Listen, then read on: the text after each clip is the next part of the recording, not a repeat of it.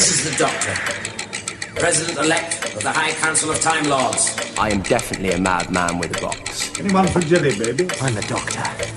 I'm 904 years old. I'm from the planet Gallifrey in the constellation of Castabras.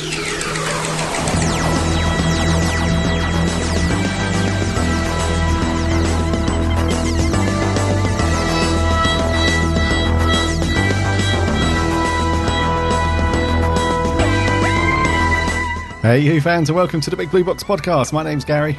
My name's Adam. And this is episode 96. 96.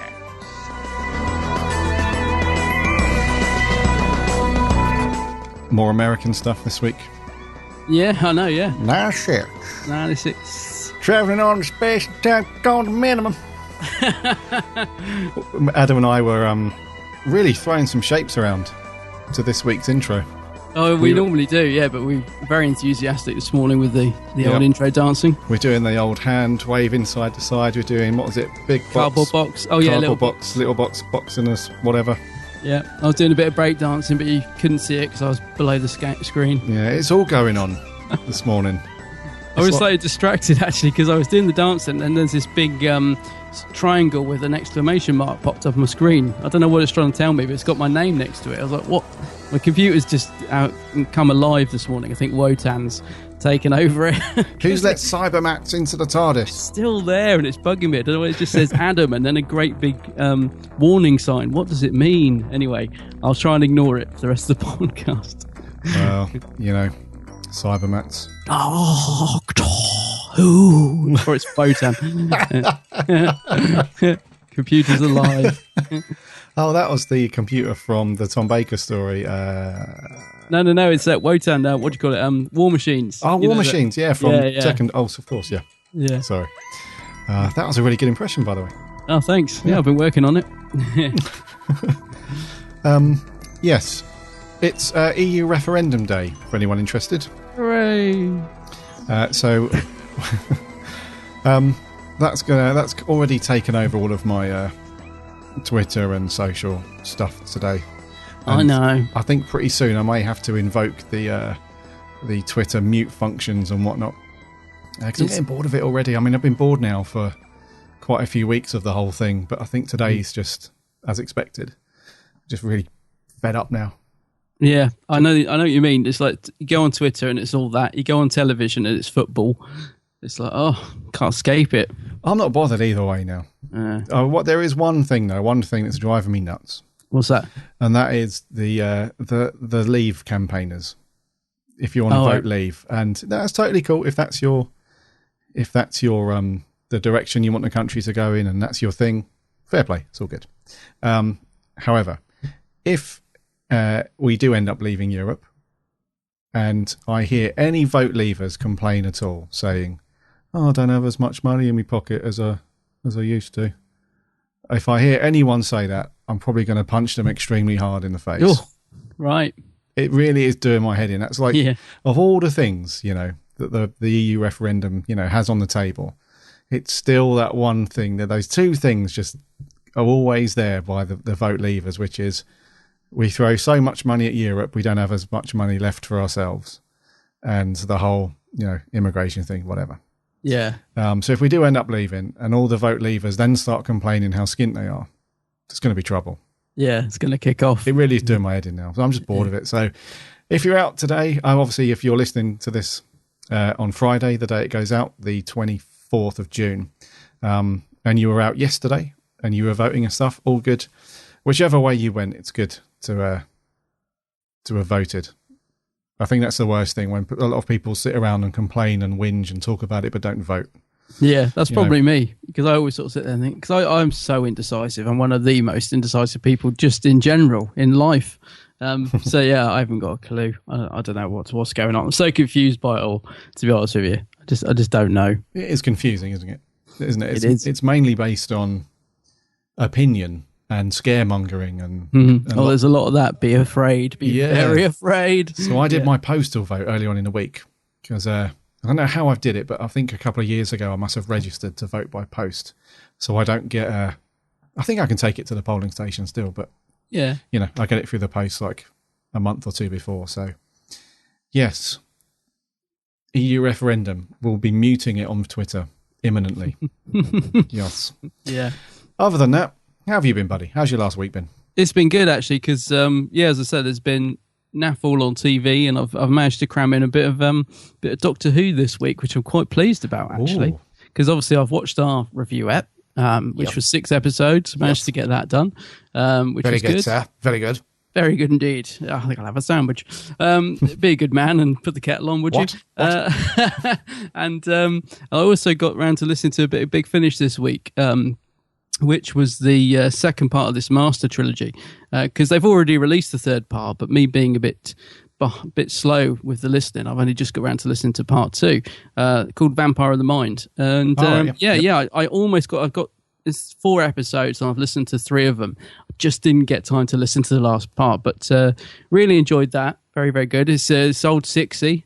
It's as the Sixth Doctor, and it's got Alex McQueen as the Master in it. So yeah, he's good, isn't he? He's very good. He is good. He works really well with Colin as well. So that was good. I got that in there.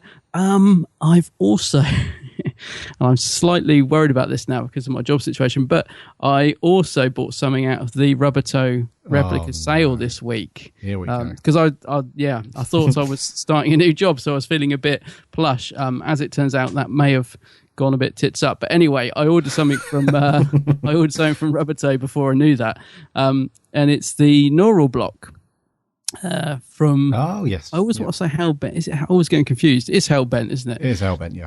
Yeah, not the best episode, but I've had my eye on it for a while. I thought it'd look good next to the Confession Dial I've got. Oh, cool. Yeah, and it was 30% off. So I thought, I'll treat myself to that.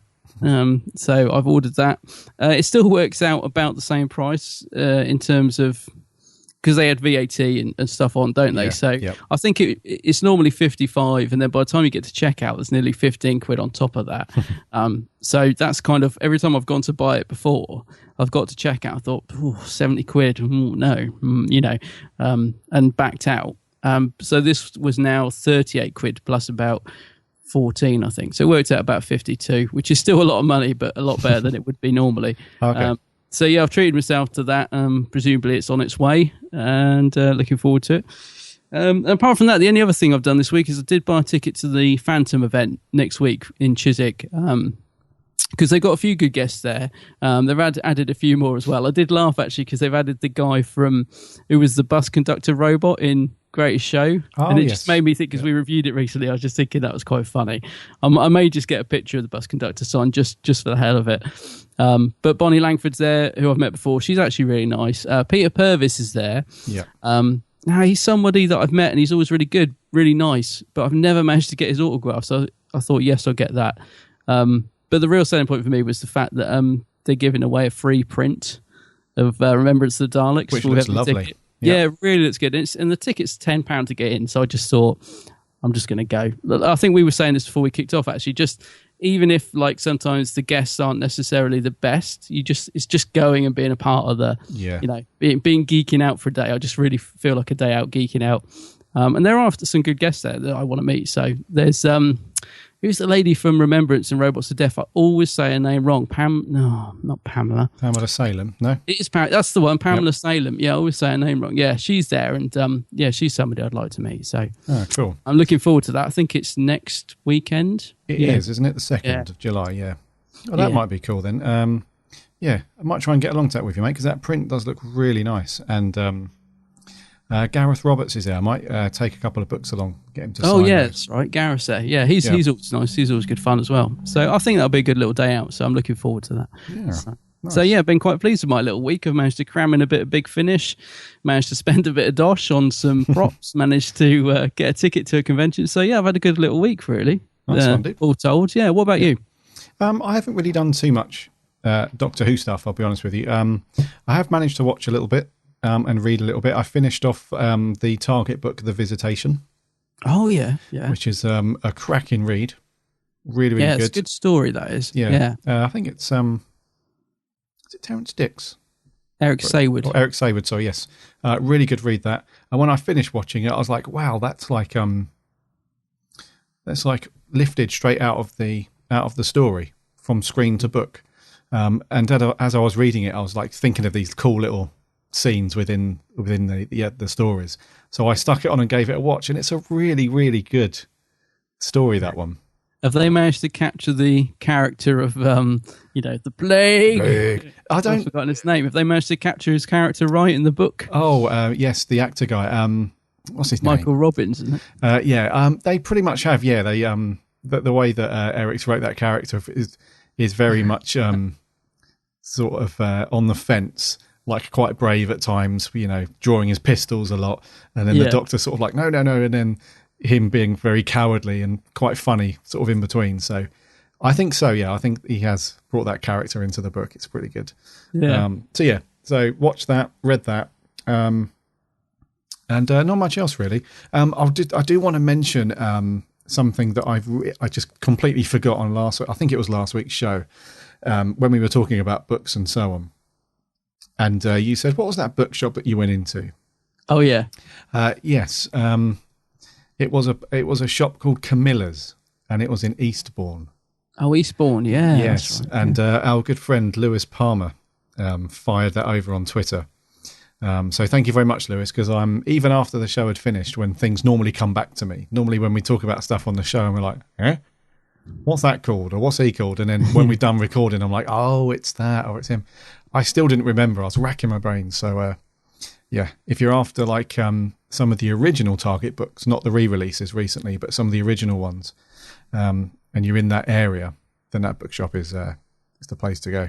Yeah, I love the look of it. I do. Just remember your pictures. Yeah, I love going into into secondhand bookshops and just seeing a load of Doctor Who books. It used to happen a lot. You used to sort of find them more easily. I think nowadays, I don't know, people sort of have picked them up. But there was an Oxfam not too far from me once that had a load of the old New Adventures and the Virgin books in the window.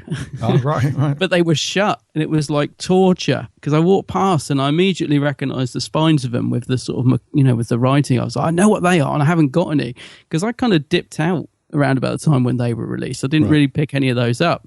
But yeah, it was like I was just sort of like leaning with my hands on the window, desperate to get in. And of course, when we went back, they must have had about 3 shelves of these easily, I would have said. But when I went back, when the shop was open, they had 4 left.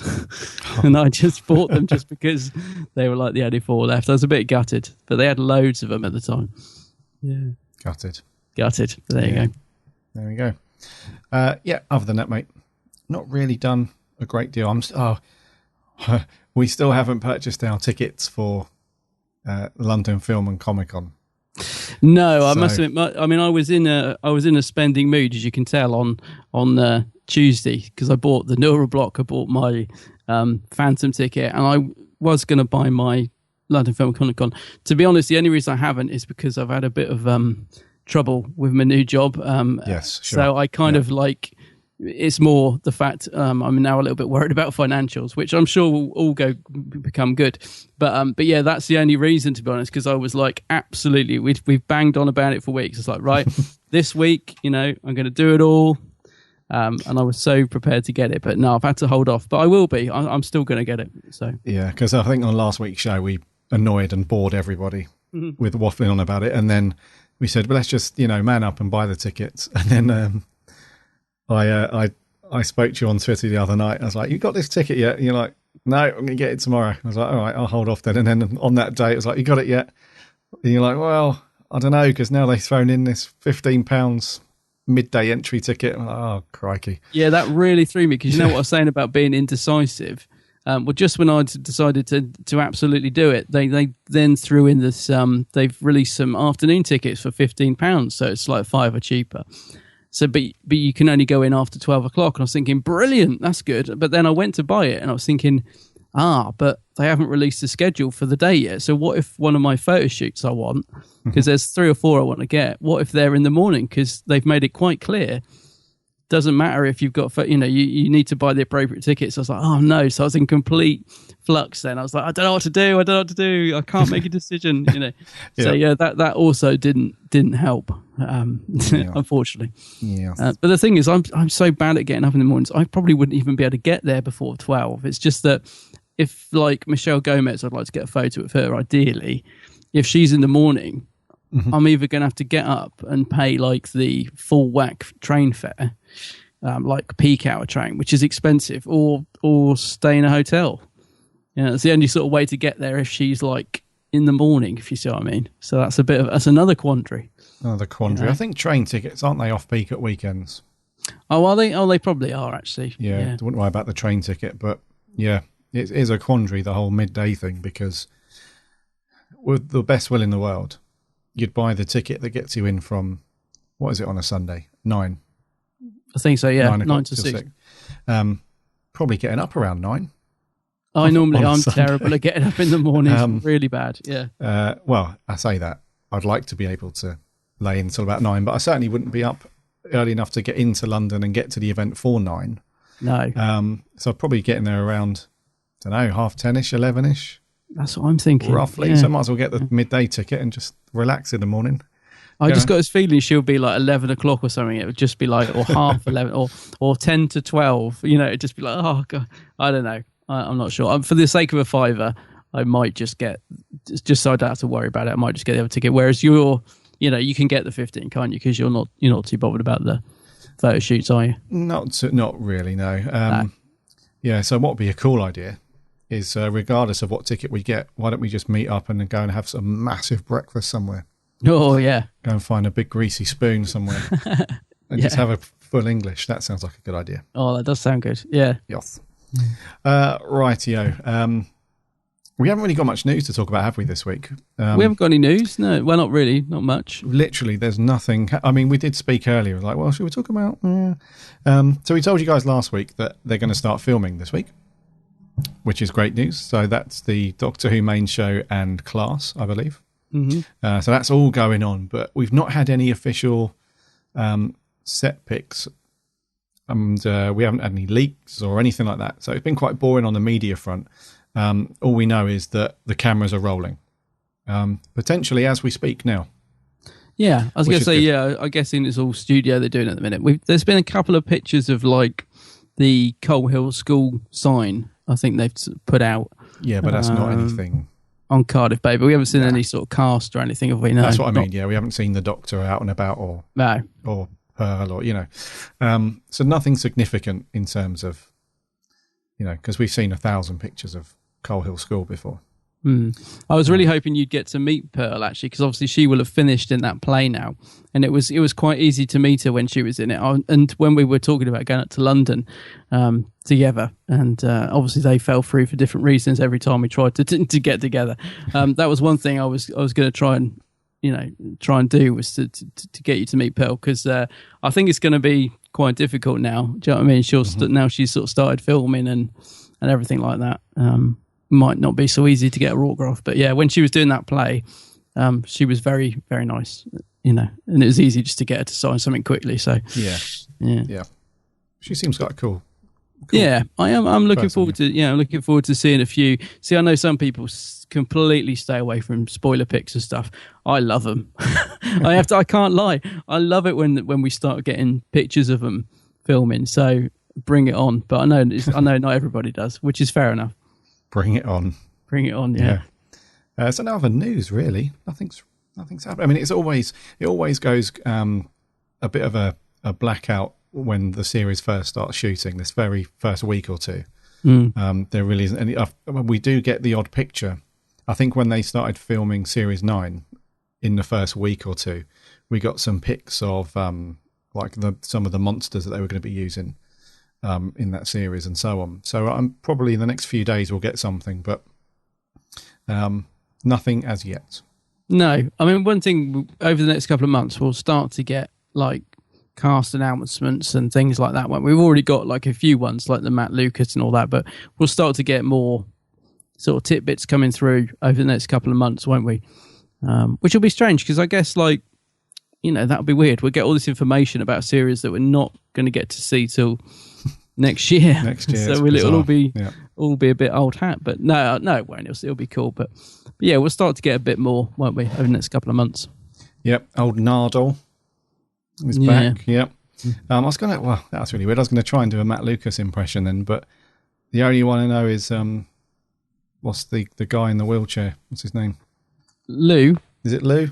Yeah. Andy or and is it Lou? Andy? I Andy don't and know. Lou. Yeah. Yeah. Hello. Yeah, I know. I was just about to do that as some kind of reference into his coming back to Doctor Who, but that would be ridiculous. But yes, Nardole. Yeah. Yeah, it's funny, weird, because the only time I've met them together, I've met Matt twice, but I've only met them together once when they were doing a signing of a CD. It was really, really early days of Little Britain, when it used to be a radio program.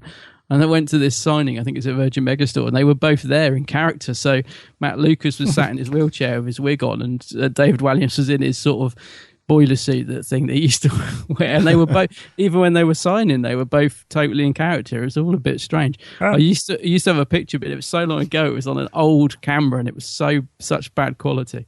I want to watch Doctor Who. It's not bad. Oh, that one. I was like, oh, you guys are really great. He's like, yeah, I know. Hello. Oh, what a kerfuffle. Oh, that's it. Yes, I was trying to think. Yeah, kerfuffle. Yes. Right. What are we going to do? Let's do competition. Yes, let's do that before we forget. Because if we forget again, it's going to be mutiny. Yeah. So last week we very stupidly just, absolutely went through the show breakneck speed. Totally forgot about our competition, which was in conjunction with Big Finish to give away the War Doctor box set, Only the Monstrous, and we put all of the answers into the little configuratory reverse polarity worker outy calculator thingy, and yes, the winner to that competition is Charlotte Stinson. Hey, well done, Charlotte. Yay. She messaged us via Facebook. So thank you very much for entering, and we will be in touch very shortly so that we can work out getting your Big Finish account set up. Or if you have one already, we will just pass that over to Big Finish and they'll get it to you. But yeah, we'll be in touch. So, brilliant. Well done. Well done. But let's keep the train going. Let's do another giveaway. Let's do another comp. Let's do it. So we've spoken lots and lots over the last probably month, 5 weeks about Target books and Target covers and a lot of Target. So we're going to give away a whopper of a story. This is Genesis of the Daleks. Oh, yes. The new issue from Target. We're going to give that away. So enter in exactly the same way as you did on the previous one. You can send us the answer on Facebook or Twitter or email. It really is up to you. Carrier pigeon, your choice. But the question is, who was the cover artist for the Genesis of the Daleks Target book? Oh. To give you a clue, Adam always struggles with the name. Always. Yes. In terms of spelling and pronunciation. Yes. So who was the cover artist for the Genesis of the Daleks Target book? It has to be the Target book. No other strange, weird publication that you might have seen or third-party thing at a car boot sale 5 years ago. Has to be the Target book. Send us your answers and we will... I'm going to say we're going to confidently reveal the winner on next week's show. But that could go awry. But yes, we should be able to reveal the winner next week. Excellent. Good luck with that. Good book. So no news, no much. Well, we've got a little bit of merch, I guess. A new book's a new book is on the horizon. What was it called again? It's The American Adventures. Yeah, this has just popped up on the feed today, isn't it? Yeah, Doctor Who, The American Adventures hardcover. This has literally popped up before we recorded, so we thought we'd just have a look at it. What's it all about then? Travel through time and space with the 12th Doctor in these 6 brand new adventures set in a host of locations across the US. Throughout US history. Okay. Very cool picture of Capaldi on the front there with the American flag. Well, actually, it's the TARDIS, isn't it? Just realised that. It's the TARDIS sort of wrapped in the American flag. That's kind of cool. Looks pretty cool. Yep. Yeah, so that's one. Let's have a look. What are the comments? Great idea and lovely cover. Nice cover. First time. Yeah. So everyone just saying nice cover, basically. Yeah. I think, did you say it was 6 stories? It's 6, it says on there, yeah. Yeah, 6 stories in one book. Yeah, hardcover. I'm not really a fan of the hardcovers. I normally wait for the paperbacks. But it is a cool cover. It is good.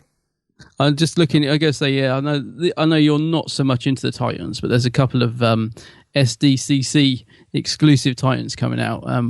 They're not that great. Actually, there's like a glittery TARDIS, which actually is a bit poor, that, because they've just taken the TARDIS from the Fantastic Collection and covered it in glitter, haven't they? Mm-hmm. But I do like there's a Ghost 12th Doctor Titan coming out with like the black eyes, and All right, yeah. he's all right. I wouldn't mind if it was his collection, but yeah, not over enthused. I can see on the site there's the Doctor Who Sonic barbecue tongs, which I remember caught my eye at the festival. Oh, you love those, didn't you? Maybe No, that's going a bit too far. You love them. Too far. Well, no, because they're the old Sonic now. I can't be doing with that. It's old hat, is it? It is old hat. Yeah. But I was saying to some guys in the chat the other day, the Doctor Who merch seems to be sort of going down in price a lot lately, which is a good thing in a way for us that want to buy it. But I don't know, it seems while the show's off air, some stuff that was really expensive before seems to come down a lot in price. So like Forbidden Planet are selling off a couple of the figure sets, which are really good, like the Enemies of the Third Doctor set. You can get for $14.99 now, which has the Drashig in it, which I know you love. You love the Drashig. Not the Drashig. Yeah, the Drashigs. I know you love the Drashigs. Pathetic, stupid looking. For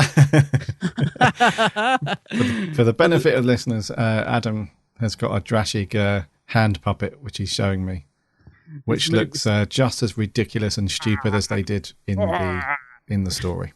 Yeah, it's not happy with you, that Drashig. Down, boy. Stupid. Back. It's the Doctor Who monster with the 3 huge eyes on the top that can't see anything, and you can only find its prey via smell. That's the one. Yeah, it's funny that one. because Yep. hang on, I want to capture your. I wish I'd captured your laugh there, because I could have posted it on Twitter. Do a fake laugh. No, do a Robin of Sherwood laugh. Oh, that'll do. But no, it's funny because this is the sort of thing when we do meet up in London, because that will happen. Yeah, like remember Rod Hull and Emu? How that he used to attack everyone with that emu. Oh yeah. I'm going to bring this, Oh, and that'll be I'll be attacking you with it when we're drunk and clearing the pub properly. So yeah, so anybody who'd like a Drashig hand puppet, it does look just like the thing in the program. You got to give it that, because the thing in the program was a rubbery puppet, wasn't it? Was it? Well, I didn't mean to break that illusion, but it was. So yeah, You'd anyone who never wants know. one, they're a bargain price at the minute. Yeah, Flipping, I've lost all my pages. There you go. Drashigs. The Drashigs. Right. Actually, speaking of SDCC, Yeah. San Diego Comic-Con exclusives from last year, one of the Pop Funkos has come back into stock for a little while. So if you missed the 11th Doctor holding handles, he's back in stock over at Forbidden Planet International. Yeah. Yes. So nip over to forbiddenplanet.co.uk, not the .com one. He's up there at the minute for £15. He's quite a nice pop funko, actually. That's that cool, one. doesn't he? Yeah. It's quite good. It's max of 1 per customer, because I think they've only got a few. And they may have gone by the time you're listening to this, but it's worth a shot. Just head over there if you missed it before. You might be able to nab one. That's it. Yeah. I've just noticed, just before we move on, what in the name of Rattalon is this medium talking sonic screwdriver plush? This looks dreadful. I just got to click on it to get some more information. What in the name of Rattalon? Whovians who want to hear a sonic screwdriver emit sounds from the Doctor Who series could definitely add this to their medium talking sonic screwdriver cart. You'll be glad you did. I don't think so. Have you seen this thing? It looks like good fun. Really? I'm not really sure about the whole talking thing, but it looks quite cool. Somebody in the comments says it's so cute. Yeah, I'm not sure about that myself. I'd rather have the barbecue tongs. Yeah, don't get me wrong. I'm not going to rush out and buy it, but yeah, I've seen worse Doctor Who merchandise. Actually, I'll tell you what, Argue. Sorry, Drashig hand puppets. Well, there we go. Clearly. But I was going to say, these smartphone things have come down a lot, actually. They only did the K9 and the Dalek. Can you please elaborate a little bit? Smartphone things. Sorry. Well, it's like it's a bit like a sort of fairly big version of K9. It's not like full size or anything. It's kind of like, I don't know, how big is it? It's sort of a bit like the character options one they did, but not quite as big. Right. But yeah, I've got this. I paid an absolute fortune for it when it first came out, and it's a really quite a nice little thing. How does it? What do you? So like your BB-8 that you control with your smartphone. Oh, I'm sorry. You mean some? Oh, sorry. I thought you meant like an accessory for your phone.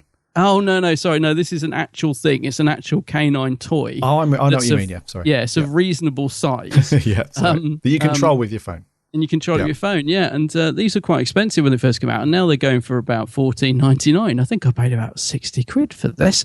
The Dalek one, I never ever even considered buying it because it's like the Paradigm Dalek. It's the red one, and it just looks terrible. Yeah. But I've got the K9 one, and I tell you, for £14.99, he's really good. I was really pleased when I got it. Yeah, £55 it used to be. Yeah, well, it's on Amazon now at the moment. $14.99. Yeah, so on Amazon, their original price was £69.99. Yeah, and it's been slashed down to £15. Yeah, I'm pretty sure you were with me when I bought him. Do you know, we were in the Paradise Towers Slough Hotel at the convention where you met Tom Baker, I think.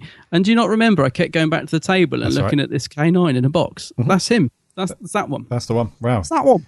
That's that one. It's that one. Yeah, the other one, the smartphone operated Dalek. It's one of those ghastly. They've managed to make it look even worse. They haven't even got the shape right, have they? No, it's not great. It's gone wrong. It's good. Whereas the K9 one looks decent. Yeah. Yeah, I like the K9 one. They're good. Good price. So yeah, bit of merch there. Yeah, a little bit of merch. If you're flush like Adam was. Was, yeah. The other day. Go and make it rain. Some Doctor Who. Flicking some currency over stuff. That's it. Anyways, let's do our review, actually. Yes. Now that we've come to it. Yeah. Adam, my good fella. Seeing as there's loads of very typical old school. Get that drashing out of the camera for heaven's sake. It's a Doctor story. He's interested. There's loads of old school, typical British stiff upper lip in this one. So, my good chap, what are we doing this week? This week, Gary, old boy, we're doing the third Doctor classic, The Sea Devils. Soon you can surge from the seas and your millions and exterminate him. Don't listen to him. Why begin a long and bloody war where thousands will be killed on both sides?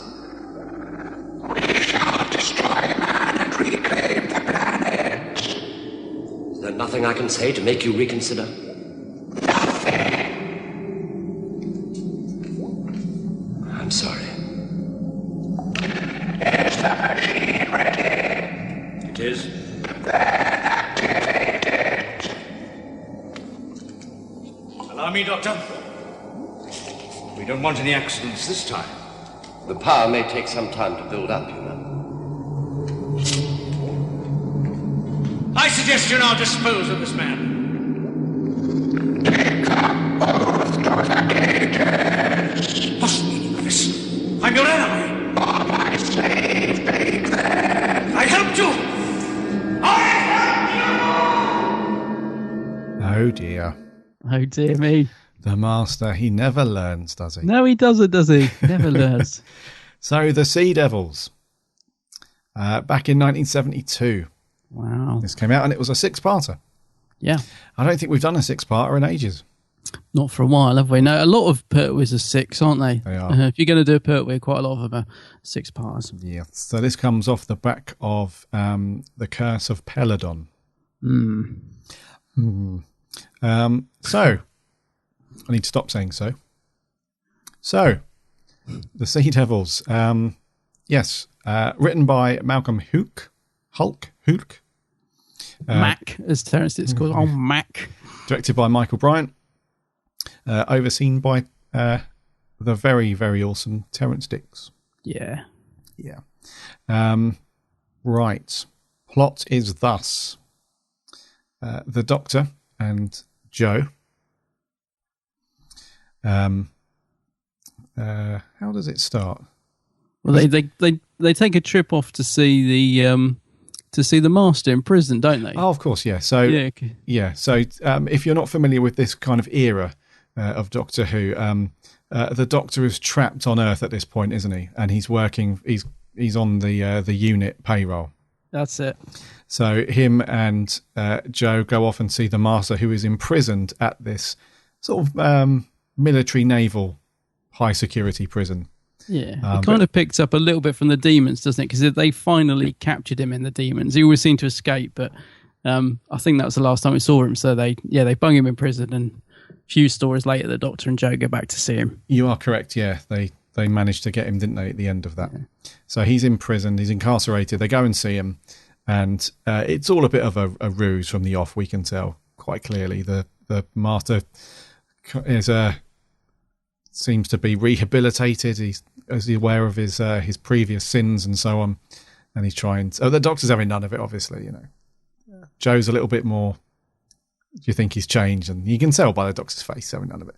Anyway, the Master is in cahoots with the guy that's running the prison, and the whole sort of Master's master plan, if you like, is he wants to control, or sort of side by side bring back these ancient race of aliens, which they refer to as the Sea Devils, that apparently used to sort of run the Earth. They used to live on the Earth before, long before humans evolved from apes and all that stuff. There's a bit of a Silurian sort of vibe going on. And they've already sort of made sort of inroads into taking out some of the human race, because a lot of ships have gone missing and so and so. And the story just sort of escalates from that first episode, really. Mm. So the Master is in cahoots with the Sea Devils. He's going to construct this device which is going to, help them, rise back up from the depths. Because I think the Sea Devils, from what I remember from the story, they were land dwellers many, many moons ago, but they sort of adapted to live under the sea, or in the sea, or under the seabed, whatever. Yeah. So this device is going to transmit this uber high frequency thing, which is going to wake up all the Sea Devils, and they're going to come and take over the Earth along with the Master. And it's up to the Doctor and Joe to stop that. And along the way, they have to deal with various snooty, interfering personnel from the government. They can't get hold of UNIT. They get incarcerated themselves a couple of times. And then the Doctor, as we know and love from the Pertwee era, does some very, very good sort of garage, Blue Peter style building of various mechanisms and machines, which all help to assist him in saving the day. And that's pretty much it. Yeah, he does. He says it again, doesn't he? He does actually reverse the polarity of the neutron flow, which saves the day once again. Which is awesome, yeah. Yeah. And the story, so yeah, as I normally do, dude, what did you think to this kind of overall as a Doctor Who story? Nothing in detail, but no. Overall, I really enjoy it. Really like this one. I do. Yeah, I like it a lot. Yeah, there's a lot of things about it I think are really great. Yeah, like it. Good stuff. I agree with you. Oh, you do? Good. Yes, I think it's one of those. It's one of those classic stories where it doesn't go too fast too soon. It's got a very nice progression throughout the whole thing. As it's a 6-parter, as you would expect when you watch all of them back to back, there is a little bit of a slowdown.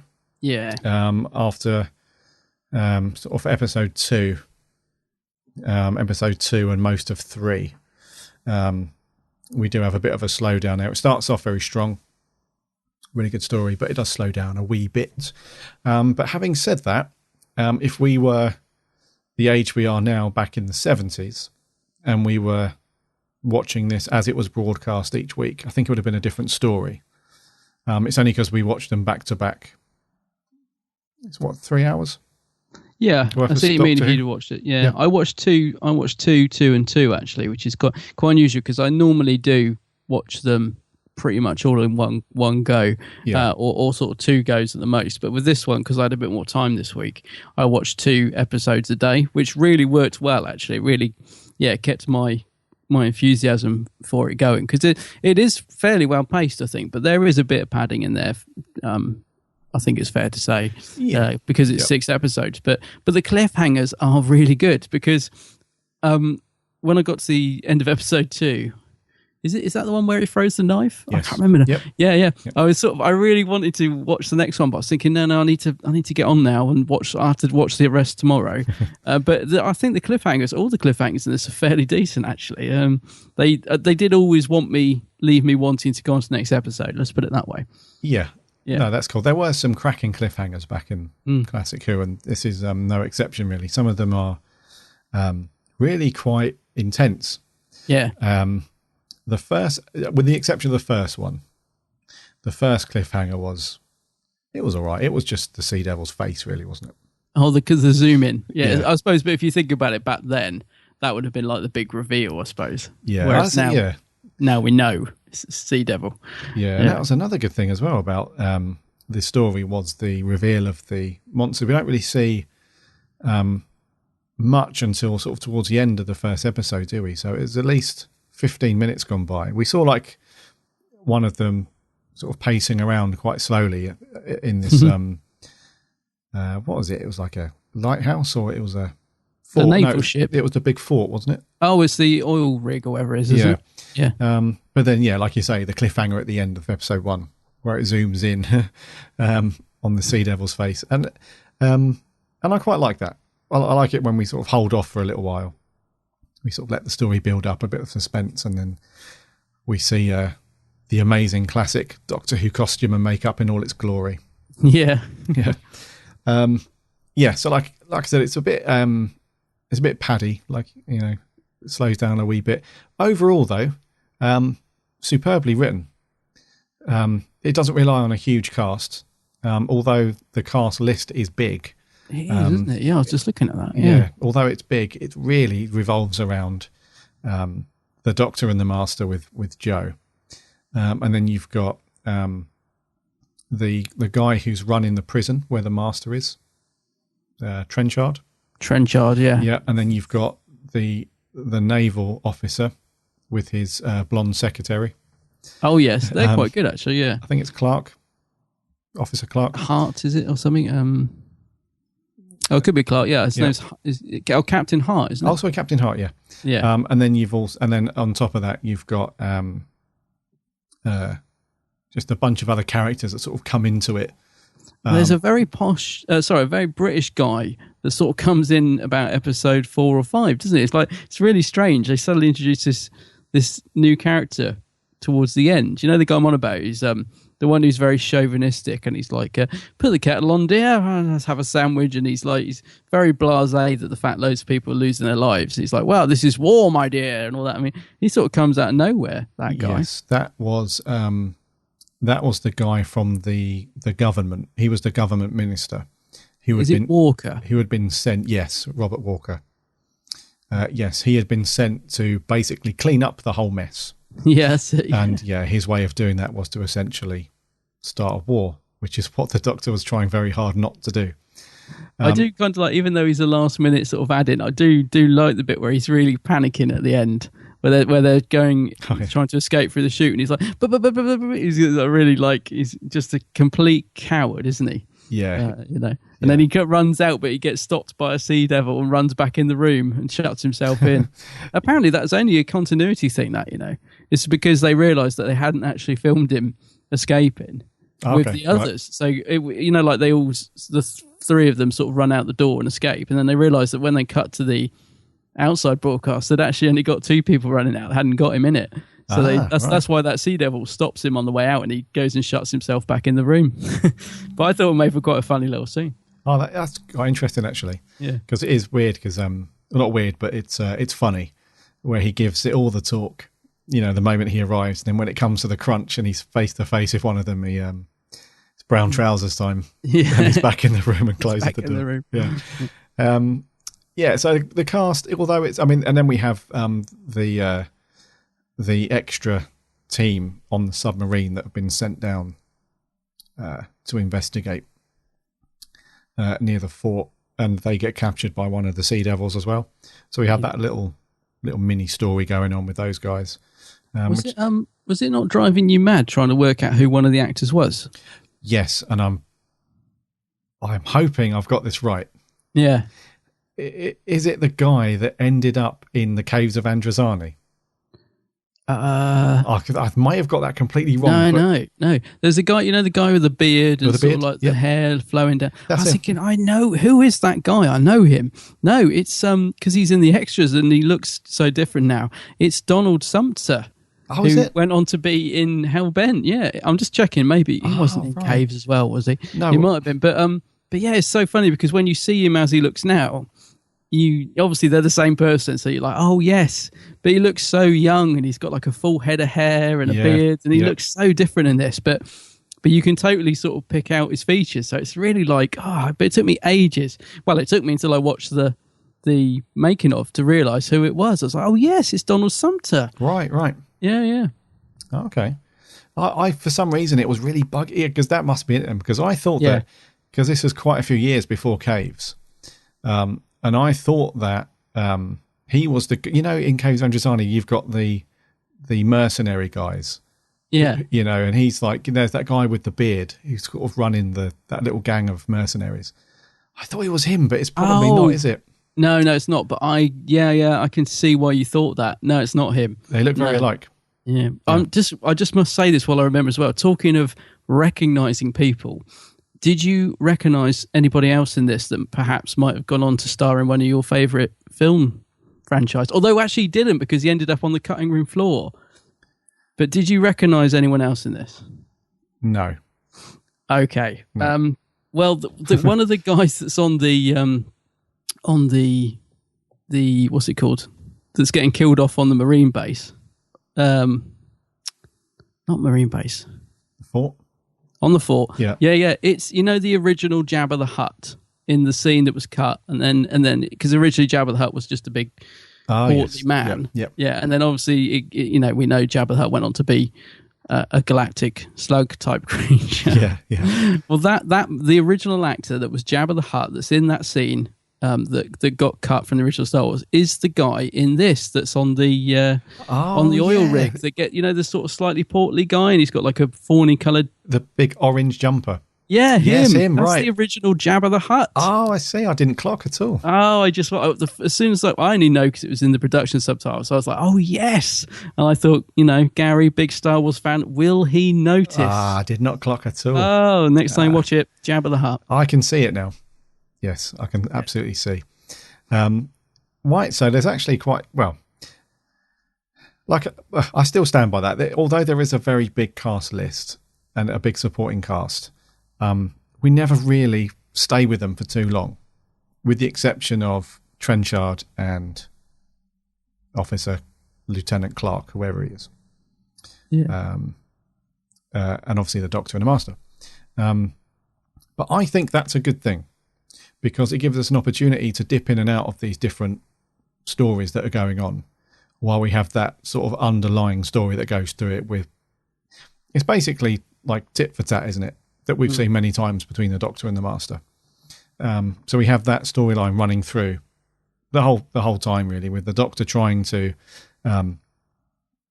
prevent a war, basically, and also trying to stop the Master's plan, whatever that might be. Yeah. Because he knows that he's up to no good, even though the Master tries to convince him that he's a changed man almost, and and he's watching the what is it? He's watching the Clangers. The Clangers, yeah. Yeah, he's really chilled out now. Yeah. The Doctor's not buying any of it, clearly. No, I love that. He plays along with him, doesn't he? Yeah. At the start, but he's like, he's so not taken in by it for a second, is he? Yeah. Yeah. Right, so direction in this one. I quite like it. Michael E. Bryant. Yeah, Bryant, yeah. I thought it was really, really well directed, actually, for the time. I thought it was quite good. I think he tried to put some good stuff in there, actually, some low angles, so we get some good sort of point of view shots as well. And I think Michael Bryant did a really good job directing this. Yeah, we do get some good camera angles. We get some nice close-ups. We get some really good model stuff with the submarines. Yeah, They're really good. We get some old stock footage of naval ships and explosions and everything. That used to happen a lot, didn't it? With TV and film, they used to just insert loads of old stock footage in that normally completely jarred with everything else. Yeah. I think it was a good mix, this one as well. We had a good mix of outside shots. So we have the Doctor and Joe out on boats quite a lot, little speedboats. We have them out in the fields around the fort and everything. We have them driving these cool little Range Rovers and these little really old Volkswagen Beetles with no doors and stuff. And then we have some good set stuff, all the different offices around the base. We have the fort where those two guys run into the Sea Devil. We have the set of the submarines inside them, which look pretty good. So yeah, it was a good mix of stuff. It wasn't one of those endless corridors and the odd scene. It was good stuff. Yeah, it's a good mix of locations, actually. When you think about it, actually, yeah, it's quite an adventurous shoot, actually, for the time, isn't it? Yeah, I love the fort or castle, whatever it is. It makes for a good prison. Yes, yeah. So yeah, direction was really good. I wasn't because there were some classic stories that we've spoken about in the past where it can feel a bit flat, where the camera angle's always at the same point and the same height, and there's just not a lot going on really. No, I think he tried to be quite adventurous with it, didn't he? Like when the Sea Devils are having their big battles and getting shot and stuff. There's quite a lot going on. There's quite a few fast cuts, and I think he did do a good job ejecting some energy in there. Yeah, and if you've got a six-parter like this one, you kind of need that really. Because if you have one of those quite flatly directed, nothing adventurous, then you're in you're in trouble. Like you said, it's got to keep your interest. No, I think direction-wise, really good actually. Really cool. I'm just thinking what a nightmare it must have been to get those guys underwater in the Sea Devil costumes. I mean, how they ever managed to get that? Because you'd think like staying underwater, the heads would just float off because obviously it's a costume, and I think they do say actually like they would see like a Sea Devil leg floating down while they tried to fit. It must have been quite a hard shoot. I think some of that. I would say so because the back in the day they were just very thick rubber and plastic masks and body suits, weren't they? And a string vest. A string vest, yeah. So it would have been very, very uncomfortable and I wouldn't have liked it really to have all that stuff on and then go under the water. Because then you'd have to stay under the water, just for a few moments until the director sort of yells action, and then you start to walk out, but you still have to submerge yourself and wait for that cue and stuff. Must have been difficult, but it's such an iconic scene, isn't it? That's great. Yeah. Whenever I see that, I'm just like, classic. Yeah. I didn't really have too much of I was going to come on to this later, but I don't really have too much of an issue with the suits and the masks with this one. The only thing I will say is the mouth movement was very, very basic. Yeah. They couldn't really do. Mind you, have we had any decent sort of classic head sculpts or masks where the mouth moves very fluently? Only the Draconians, but then again, it's actually the real mouth sort of blended into costume. Not I suppose not great, but I love the design of the Sea Devils. I love the look of them. It's really weird because it's one of those things where something about Classic Who you totally suspend your belief, because obviously it's so clearly a man in a suit and he's so clearly talking through the neck. Yeah, but I don't care because I kind of I love the look of it. I love the style of it, and I know it wasn't originally supposed to have the little vest, but I think it was Barry Letts actually that said there's no way we're having 6 naked Sea Devils. It needs something else. So I don't think at the time they were that pleased with the net, but they couldn't think of anything else to do. But I actually really like it. I think it gives it a sort of organic-y feel, because if they're supposed to have gone undersea and they're not going to come out wearing a 3-piece suit, are they? They're just going to. So the netting thing, although very basic, I think it's quite good. I love the guns as well. Love the design of the round guns, and it's something different, isn't it? Yeah, it's just different. But the Sea Devils design and the way they speak, the way they look, the eyes, even though the eyes don't move, they're really creepy. It's a great design, isn't it? Yeah, I think it's a really good design. Yeah, yeah, it's got that. You can tell that it's some sort of underwater creature because the way that because they haven't got like gills like a fish or anything like that. So they're still quite reptilian, but they have got like spines that you would see in a fish's fin, if you like, that come out the back of their neck and all that stuff. So it's a really good combination of those things, I think. And that's one of the and I'm glad that they kept that reptilian side of it because they do link. They are connected to the Silurians, aren't they? Yeah, I think they're like cousins of the Silurians. Yeah, they are related in some way. So I'm glad that they kept the reptilian side of things because otherwise that would have been too disjointed. It would have been if they went too far along the aquatic, underwater side of things, and it wouldn't have matched up then with their connection with the Silurians. I really love that actually, that there's a connection there because we don't get that much we haven't had that much in Doctor Who, have we, where sort of creatures relate to each other? But it just gives it a nice little link because I love the design of the Silurians as well. I think the face mask of the Silurian is brilliant actually. But yeah, I think that's a really nice little connection between the two of them. I really like they did that. And they do appear together, don't they? What's the story where the Sea Devils... Warriors of the Deep. Warriors, that's it, yeah. What's that? That's Davison. It's Davison, yeah. So anyway, they are connected to the... Do you know, I used to love that. And last time I watched it, I was like, I couldn't quite believe it. But we'll have to give that one a go. Yeah. Because, I'm not sure what I make of that story. Yeah. I much prefer the look of them in this as well. Because in Warriors, they've got like almost like a black... PVC sort of outfit on. It's like, oh no, I much prefer the vest. Yeah, the Rabsy Nesbitt string vest. Yeah. Right. So Sea Devils look very good. Love the design. The episode moves along very nicely, although it does lag. Now and a bit. I think it's not too bad. It's not too bad. Not too bad. I was going to say, I think perhaps the viewers now might find bits of it a little bit slow, but I wasn't bothered by it. But I can see, some, a modern audience might find bits of it a bit slow. Yeah. Well, if you break it up though, like you did, if you do if you do 2, 2 and 2 or 3 and 3, because I did 2, 2, 1 and 1. Oh, okay. Yeah. I was planning to watch 3 and 3, but then I watched 2 and then had to do something, and then I watched another 2. And I planned to do another 2, but watched 1, then had to do something, so I came back to it. So that wasn't too bad for me. That was quite cool, and it almost mimics what it would have felt like to watch these weekly episodes back in the day.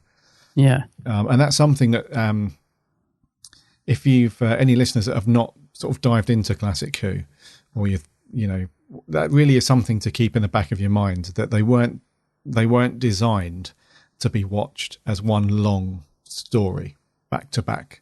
They were written specifically to have like these cliffhangers at the end of each week to sort of leave you wanting more, so that by the time the following week rolls around, you're like, oh, I wonder what's going to happen with, so, and that's typical of most of Classic Who. They were written specifically to be viewed with a decent gap in between them. So that's just one thing to bear in mind. And I think, if you break them up, I mean, I think the first time I watched this, I did watch all 6. But just out of circumstance and stuff that was going on over the past week, I had to watch them broken up. And I quite like that.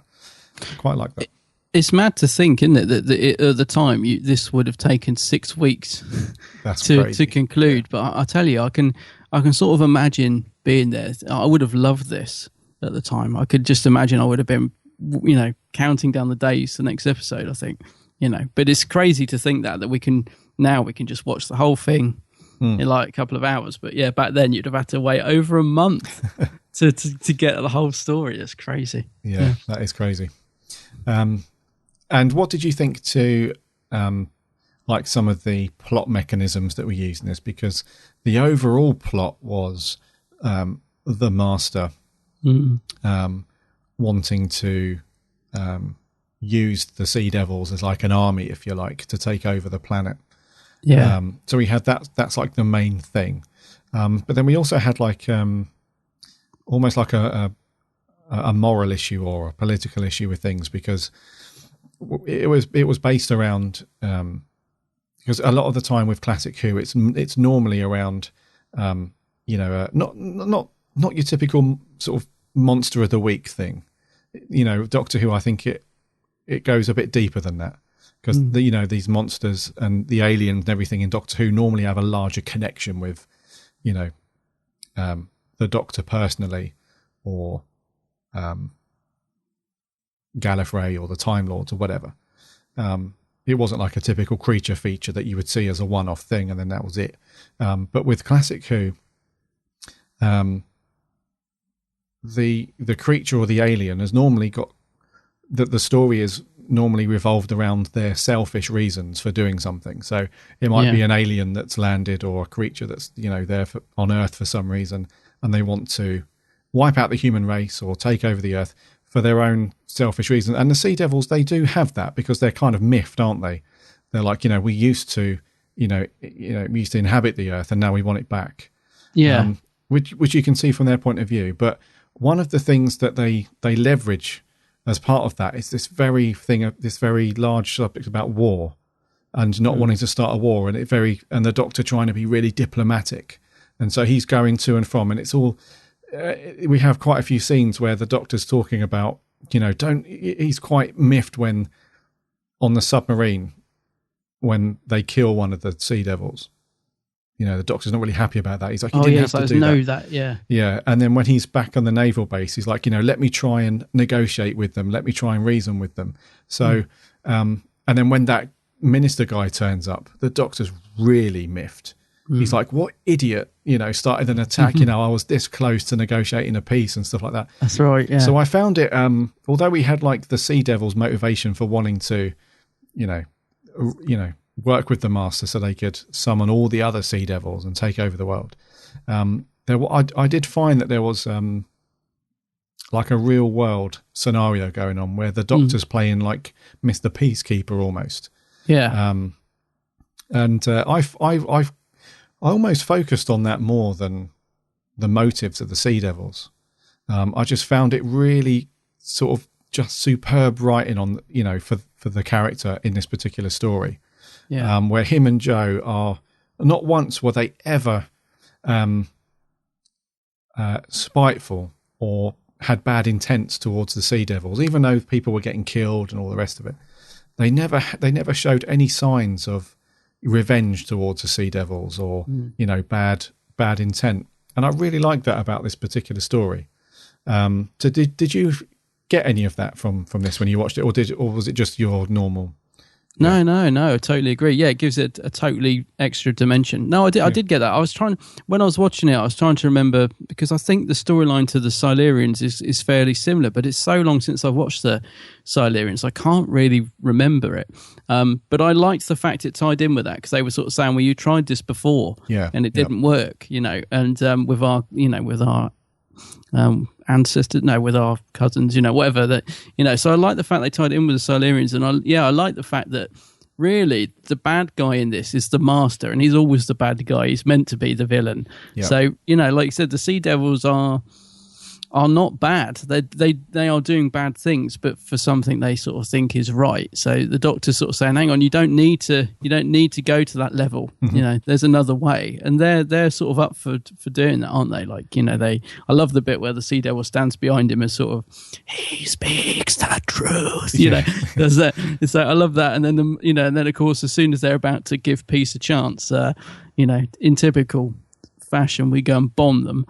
So it's like, I do. I really liked that, because you could see it gives a totally different angle to the, why it's not really villain, is it? But why they're doing what they're doing. Yeah. And it's there's a really nice moment as well where the Doctor's finally, got his point across, and he's got through to them that, war is no good. If you go through with this, thousands of people on both sides are going to be killed. It's a pointless thing. Because he's like, man is evolved and is too strong now. It's a fruitless. And he kind of, he gets the main Sea Devil, the guy that's running the show. he gets him round, doesn't he? He talks him round, and he's like, pieces, let's give it a go. There's a really nice moment where the Sea Devil puts his hand up, and then the Doctor puts his hand up, and they sort of, they touch hands like that. Yeah. And that's a really nice moment. And I thought, that's because at first I thought, what's he doing? I was like, is he got? Because this story isn't shy on throwing a few karate chops around. Because the Doctor does it when he kicks. Does he kick the gun out of the hand of the Master? Master, yeah. But the Master also, he flings a few chops around. So I thought, oh no, Sea Devil, is he going to is he raising his hand to dish out this blow to the Doctor? Put him on the floor. Yeah, but no, it's a really nice little moment. And I think, that is one of those really nice little scenes, where there's a connection there. Because they didn't have to, they could have just left it at, we will give peace, whatever. Yeah. And then that's it. They could have left it there, but it's just a really nice little moment. And Pertwee's great in that. Those scenes where he's really trying his hardest to stop, this big, slaughter happening. It's, and we will come on to Pertwee in a little while, but he was fantastic in this. I guess that's the thing. If it'd been, that's what's great about Pertwee's Doctor is he's in control, but there's a vulnerability. Like if that had been perhaps David Tennant's Doctor or something, he would have been saying, "I am the Doctor, and this will end now." Do you know what I mean? Whereas Pertwee, you can see he's not Pertwee's Doctor. He's trying really hard, but there's no magic. Yeah, there's no magic wand to solve everything. He's just got to try and find a solution. That's Whereas right. I think today's Doctor, they would sort of have it all sussed out in their head, and I'm the Doctor. Look me up. This is not going to happen. And I like the fact that this Doctor's a bit more, bit more out of his depth, if you like. Gives it a bit more of a danger to it. Yeah, absolutely, man. Yeah. Right. Let's talk about some cast members. What about the guys on the submarine? One of them is from Keeping Up Appearances. Every time we come on screen, I was just like, Emmett, Oh, him, but I can't wait to say Richard, but it's not Richard, it's Emmett. Yeah. But yeah, no, I think they're quite good. And as I said, Donald Sumter's in there as well, and he's probably the main one, isn't he? Because he's sort of in charge of it all. But yeah, I like it. I like the business with the Morse code as well, where they're sort of pretending to play games, card games and stuff, and then but they're given a Morse code on the side of the ship telling them that they're don't panic, we're going to save you, sort of thing. I thought that was a really nice little idea. And the cast are decent in it. It's funny though, the Sea Devil costume has obviously got a bit battered by that point, isn't it? Because the one that's watching over him is great actually when it's in the background of the shot, because it just looks menacing. It's kind of just hovering over him, trying to work out what they're doing. Yeah. But when we get a close up, its eye looks really scratched and battered. Yeah. I feel a bit sorry for it, but no, cast of and that side's fine. Yeah, I thought all the cast actually were really decent in this. There's nobody in it that stands out as being cringy or bad or going over the top. No, I thought all the casts are really decent actually. No, I agree. I think, and I felt there was a real threat there as well to the guys in Submarine. I thought that. I remember when I first watched this one, I was sort of almost convinced myself that they weren't going to make it. Yeah. It was going to be one of those things where it was just, casualties that the Doctor just wasn't able to save. Well, we get a few at the beginning, I think, which is good, isn't it? We get a few people picked off at the start, like our Jabba the Hutt friend. Actually, no, he survives, doesn't he? He just has trauma. Yeah, his mate gets petrified to death by the look of it. Declan Mulholland is the actor who played Clark, the Jabba actor. Yeah, I think he survives, doesn't he? But there's a good threat at the beginning, like you said. So I think that carries on through the story. Yeah, yeah, so the guys in the sub, I thought, brown trousers for those guys. They've had it. Yeah.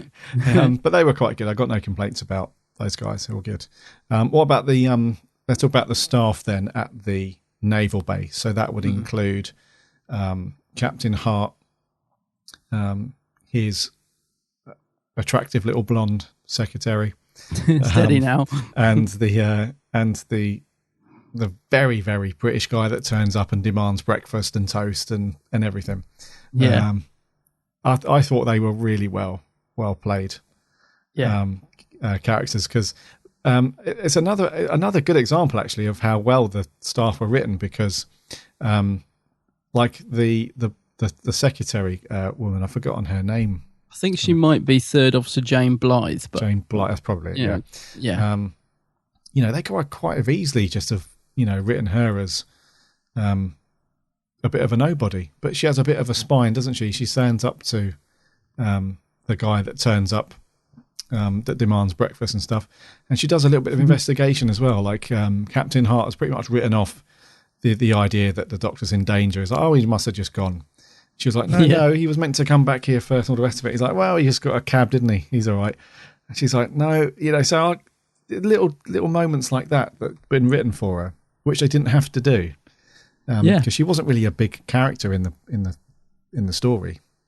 No, but that's what I love about Doctor Who in the classic era is you get somebody like that, you know, this character. She's got like a little role, but she's sort of still quite prominent. But the actress gives it, you know, she just gives a really great little performance. So she's memorable. She's sort of so much more than just a little forgettable side character. Yeah. Because there's some lovely little moments with her, like when Joe's upset and she's just sort of comforting her and all that sort of thing. There's some really great little moments like that. So even though she's a small character, she sticks in your mind. Yeah, she's good. I just thought, nice performance and good little character. Yeah. I like Captain Hart as well, because he's quite dismissive at the beginning, isn't he, of the Doctor? And then he sort of realises that actually the Doctor knows what he's doing, so he comes around to him. But I thought he gave a good performance as well. Yeah. He was good. There was one scene where I was disappointed with him. Oh, okay. It's the bit where, you know, the Minister Guy Walker that turns up, Mr. Breakfast. Yeah. And he essentially says to him, you know, if you're not going to give the order, I'll replace you with somebody who will. And I was hoping then that he was going to stand up to him and be like, you know, these are my men that are at risk. You know, I will not order it, get someone else to do it. But he crumbles, doesn't he? He does. Yeah. So I kind of understand, you know, because he's quite a high-ranking sort of officer. He doesn't want to like blow his career, sort of thing. You can sort of understand, but I was just really rooting for him. I was like, no, tell him to bugger off. Yeah, exactly. Yeah. So otherwise, though, he's a good character. He's good performance as well. So Edwin Richfield, good performance from him, really good. And then what about Walker himself? The very stiff upper lip, you know, no nonsense, no conscience. Yeah. Again, a really good little character. Yeah, he's sort of in a way he's sort of similar. He's cut from the same cloth as Trenchard, isn't he? Mm-hmm. Just one of these that's all mouth and no trousers, basically. Just loves giving the orders, but doesn't actually want to do anything himself. Although, actually, no, I'm slightly wrong. Actually, when we come on to Trenchard, there is a bit more to Trenchard, which we find out towards the later part of the episode, which I really like. I'll come on to that in a minute. But I think Walker gives a good bit of humour to the episode as well, because he's such a sort of I was going to say pig. He's not really a pig, but he's such a chauvinist pig, isn't he? Just like, you know, thinks he's the big I am, sits there eating, drinking, sipping tea while it's all kicking off. So yeah, good little character though. Brings a bit of fun to it. Yeah, cool stuff. All right, let's talk about Trenchard. Yeah, Trenchard. Yeah. Let's have a round of golf. A round of golf. Doesn't he go on? I thought he was really good as a character. Yeah, he is. I thought that. Like the Master's obviously got, this is what I found interesting. The Master's obviously got a hold over him. He's obviously got he's manipulated him in some way, but he hasn't done it in the Master's typical sort of, you know, when he gives people that stare, you know, we get that really nice close up of Roger Delgado with those sort of big bulbous eyes, and he's got that sort of hypnotist thing going on and controls people. He hasn't done that with Trenchard, has he? No, he hasn't. This is what I was going to say. This is what I love about this, because all the way through I was thinking, why is Trenchard doing this? Why is he sided with the Master? Like, you know, presumably the Master's been in the prison for a little while. So what has the Master done to get this guy on side? Because he seems very British, stiff upper lip, like Walker. So why would he turn? Like, what has the Master offered him? And what I like about it is it turns out to be he thinks he's doing a good thing. This again comes back to how well written it is. He's not actually doing it for evil purposes like the Master. The Master's kind of tricked him into thinking he's doing it for the sort of good of the country in a way, isn't he? He's like, yeah, but if you do this, you're going to be thanked because you will have exposed these creatures and for what they are. And, you know, the Master's tricked him into thinking that he's actually doing the country a favour. Yes. So that's why I like it, because I think that only gets revealed about episode 4 or 5, and all the way through I kept thinking, I like Trenchard. He's a buffoon, but why is he sided with the Master? Like, I assumed he'd been hypnotised. But yeah, again, down to the writing. There's much more to it than that. Yeah. So, and he plays it really, really well. He's really good, I think. He is good, and he's sort of relentless with it as well. He's sort of really devoted to this idea that the Master's imposed upon him. Yeah. So he's quite willing to sort of take people, capture and, lock them up, and he orders people to go and, get Jo before she can, leg off. And so he's bought into the idea 100%, hasn't he? The Master's really sold it to him, and he's bought into it. And it's good as well that we don't know about that until later on in the story. Because like you, I was like, why is he, what's the deal here? Because he's not being sort of mind controlled like the Master can do to people. So why is he, it's great. It's great writing. Really, really good. And his character's great as well. Yeah, I guess I love that scene where he's boring. He's trying to keep them busy, isn't he? While the Master gets his electrical circuits together and the other, so he's trying to keep them talking, and I love that. He's going on about golf for about 5 minutes, and the Doctor's getting so fed up with him, isn't he? He's like, yeah, bye, it's just like enough already. I just thought, it's really nice little scenes with him in. Actually, I love how the Doctor just doesn't have any time for him at all. He's completely like, no patience with him. So good character, good performance, really good. And before we talk about the Master, like I said, there's quite a few other supporting cast people littered throughout each episode. None of them are really sort of significant in a way, but they're all pretty good. Like all the naval officers around the place, and they're just really sort of, and the radio operator guy as well with a beard. They all just sort of they play their part exactly as they should be doing it. I suppose that's one good thing about having 6 episodes is you actually get to know them. I suppose I just thought that really. Maybe that's why you sort of grow to like these characters that are in a way inconsequential, but because you sort of got to know them over the 6 episodes, you sort of get to like them, don't you? I suppose. So that is one advantage of having 6 episodes. Yeah, that's true. Yeah, you can progress those characters and that story, with a bit more love and attention. Yeah. I feel like, right, Mr. Delgado. Oh, yeah. The Master. He's just... he really is just one of those characters, isn't he, where it's just a joy to watch him. He's superb, isn't he? In pretty much every scene in this one. Yeah. He's just got it all going on, which I love, because he's got that really... One of the things that I find quite sinister about him is when he's being nice, or when he comes across like he's doing a good deed, or he's doing you a favour, or he's being nice. As the viewer, you almost buy into it as well. It's like, has he changed? Has he, or is he doing this, with a genuinely good reason? And then just when you sort of get up to that point where you're like, he might have changed, he has this really cool little evil, sinister scene where he does something terrible, and you're like, right, back down to earth. That's the Master that we know and love, and he does that brilliantly throughout this story, and he has some cracking scenes as well. Yeah. So right from the off, when the Doctor and Jo go and visit him when he's in prison, he's just, on his exercise bike, or and he's chilled out, and that's the whole bit where you're like, well, has he changed? Is he rehabilitated? But then you find out very early on he's in cahoots with Trenchard, and the bits where he's dressed up as the naval officer and he's like karate chopping people and he's stealing stuff, and then he's back at the prison. And then his whole conversations, there are loads of good scenes where he's bellowing at the Sea Devils because the Doctor's trying to negotiate the peace, and he's like, no, he's lying to you. Ignore this man. Yeah. And then he tries to have him bumped off as well. Yeah. Like towards the end, because one of the things that has been very consistent throughout Doctor Who, even in the modern years, is the Doctor's kind of tolerance, if you like, of the Master in whichever form he's come. Always willing to save the character, always willing to try and given the benefit of the doubt every time. Yeah. And it stems right back to this, where the little conversation with the Doctor and Joe, where he's like, I think he says something like, he was a friend of mine at one point, so it's nice little history there.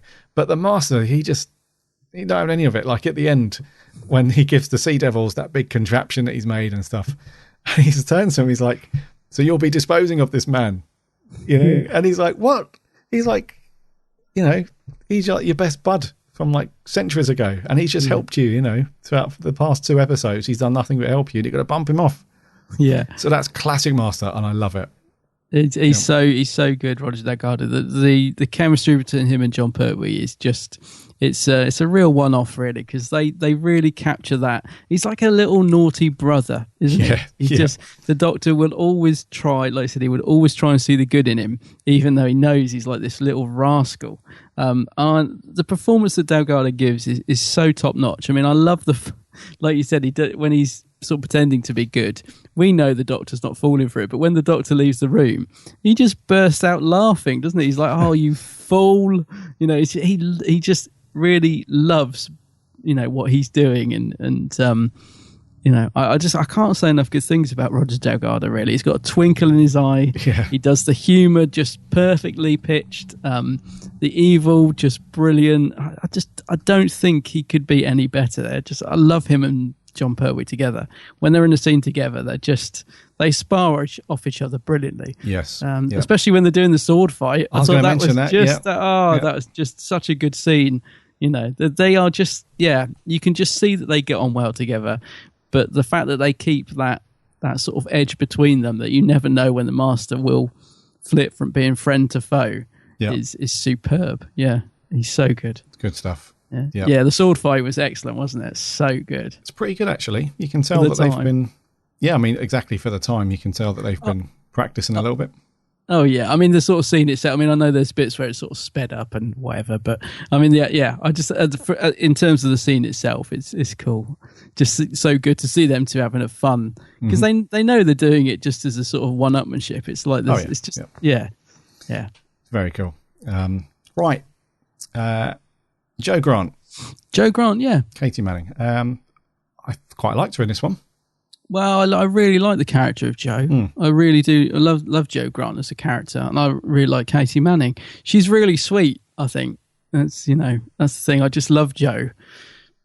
She is really sweet. Yeah, she gets some good scenes in this. I wouldn't say she gets an awful lot to do overall over the 6 episodes, but she's good. She does get some good bits in this, I think.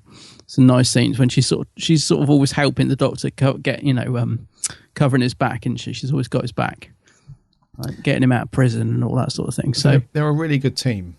They are. That's it. Yeah, they're a good team. Yeah. And Katie Manning, she I get the feeling that when they were going through the casting for this, and they were talking to her, and they said it's going to be this character, and she's going to be doing this, and this.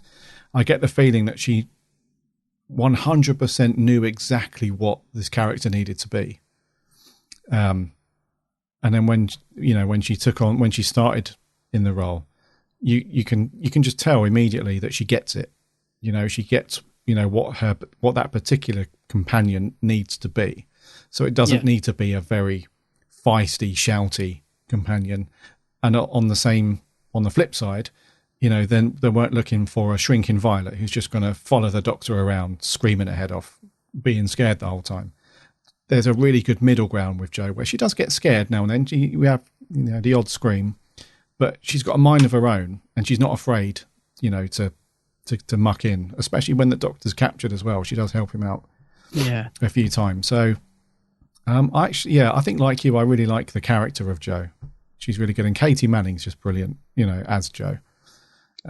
Really good. And I think John Pertwee didn't he say at one point that that Katie Manning was like, in his opinion, she was like the perfect actress to play Jo. Oh, well, possibly. I'm pretty sure that there's an interview or something with him where he said, like, of all the people that they saw to play Jo, Katie Manning was like the perfect person who could have played her. Yeah, I was going to say there's clearly a lot of love between those two. The friendship spills over onto screen. I think in the same way that it does with Roger Delgado. They're totally in character and everything, but you can see that they clearly have a fondness for each other. And I think the same thing with John Pertwee and Katie Manning. Yeah. You know, there's a lot of affection there between Joe and the Doctor, and I think that's sort of echoed in real life, really. So they do make a great pair, and they work really well together in terms of when they're in scenes together, and you know, and the sort of the little twinkle in the eye between the two of them and everything. It's really, really nice pairing. Yeah. Cool. So Joe, no complaints really. Quite liked this one. Pretty good. Mr. Pertwee. He's excellent in this. He is, isn't he? Absolutely brilliant in it. In fact, I mean, I like John Pertwee anyway as the Doctor, but he's so like in the zone in this story. There is nothing about his performance I could fault at all. He's in control. He's vulnerable. He's got the speedboat chase. He's got all the sort of classic Third Doctor elements in there. But he's so good in his performance in this, I thought. Yes, mate. I completely agree with you. He's just fantastic in this one. And one of the things that I really like about the way that he plays a Doctor in this one is we get to see like the real, I think you said it earlier, some of the real vulnerable sides of the Doctor in this one, where there's been a few Pertwee stories where he's not really played, he's never really been an overly sort of clown-like character, is he, as the Doctor? He's never been the Troughton-y type, Matt Smith type of Doctor. No. He's always been fairly straight with it. But in Quite this one, suave. but in this one, he was just, especially in some of the earlier episodes, where he's got like a sort of cheeky little grin on his face when you know he's talking to Joe about certain things, and like there's some funny scenes where Joe gets brought some sandwiches and he sort of kicks off. He's like, "What do you think you're doing? You know, it's not a picnic." And he takes the plate and just necks all the sandwiches and then just gives Joe like the empty plate, and she's starving hungry. And then like these cheeky little grins and stuff. It's really nice to see, you know, that stuff from him. But then we also see the really vulnerable side where he doesn't want to just go steaming in and blow the place up. He doesn't want to kill anybody. He's really, genuinely concerned that if he doesn't sort this out, there's going to be a big massacre and a war and stuff. So he's very, and he does sort of, put himself in harm's way more than one occasion throughout this. Yeah. He's really sort of throwing himself into it to, do the best he can to stop this whole thing. And the way that Pertwee does that is just so great. In a lot of ways, like we said about Roger Delgado, the way that he plays the very evil, sinister bad guy, which is the joy to watch. Pertwee's like the opposite. It's great to watch like the heroic character, going through the motions in the way that he does. And he's so good with it. He's like, as the Doctor at this point, he's just so good.